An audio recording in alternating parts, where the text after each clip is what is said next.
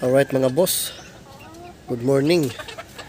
Ayan po yung ating mga cockerels. Meron lang po akong napansin dito na na kakaiba dito sa ating mga cockerels. Siyempre as a breeder, kailangang mapagmatsyag din tayo mga boss, no? Kapag nag-iingay yung ating mga alaga, siyempre may nagaganap na hindi maganda. So yun nga, may napansin ako mga boss idol. Itong tatlo, ito yung magkapatid, straight. Ang ganda ng sukat, oh. Pero inaaway sila nung isa. Ito, inaaway sila nito mga boss. Kapatid nila to, pero sa side, hindi. Magkapatid kasi yung mama nila, pure Kelso. Pero itong isa ay nauna to ng mga 2-3 weeks. Kaya mas matanda ito ng konti doon sa tatlo. So napansin ko lang kanina, talagang hinahabol-habol niya. Ayan o. Ayan o. Kasi bumaba itong isa. Ayan, bumaba. Hinahabol-habol niya. So kailangan na itong isa, kahit na medyo malapad konti yung kanilang ginagala-galaan, hindi naman kalaparan pero may space pa naman, hinahabol-habol niya, baka masira yung pakpak mga boss, no? Baka mabalda. So ang gagawin natin, kasi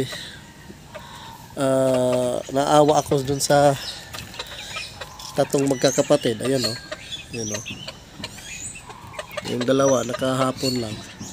Ihuhulihin natin yan, isiseparate na natin yan mga bossing idol. Ayan o, kasi baka madisgrasya pa, no? Baka mapalo, matamaan sa mata, baka kung ano pa mangyari. Ayan o, ang ganda ng sukat talaga mga boss, grabe. Ito yung isa.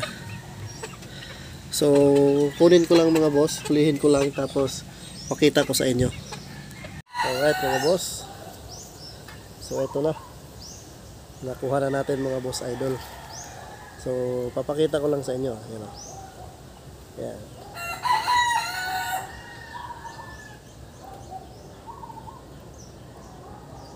Ito po, yung nanay nito ay kapatid lang ng nanay ng tatlo. So pure Kelso pa rin, kasi yung breed ko, dalawang magkapatid yun na pure Kelso na babae. Tapos ang tatay nito is, I believe yung yung dome na abuhin. Kung hindi ako nagkakamali guys, yun yung tatay. Pero yung lumabas is parang dark red siya, pero white leg. So dalawang magkapatid to mga boss.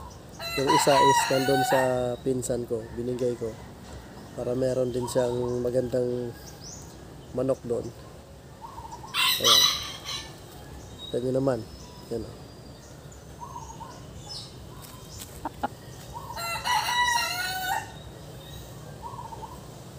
So nangahabol na kasi ito mga boss, kaya kailangan ko na itong i-separate. So separate natin to, paliguan ko lang, tapos para ma-separate natin, and then lagyan na rin natin ng tali sa paa, yung maikli lang mga boss, para pang lang, para masanay lang siya.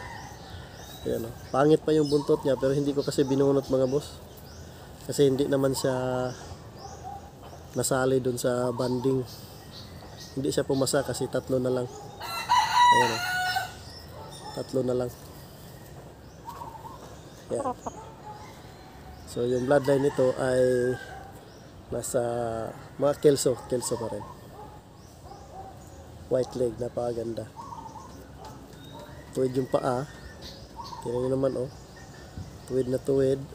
Ayan. Alright, so ito boss yung mga palahi natin galing doon sa pure na Kelso na babae. Alright.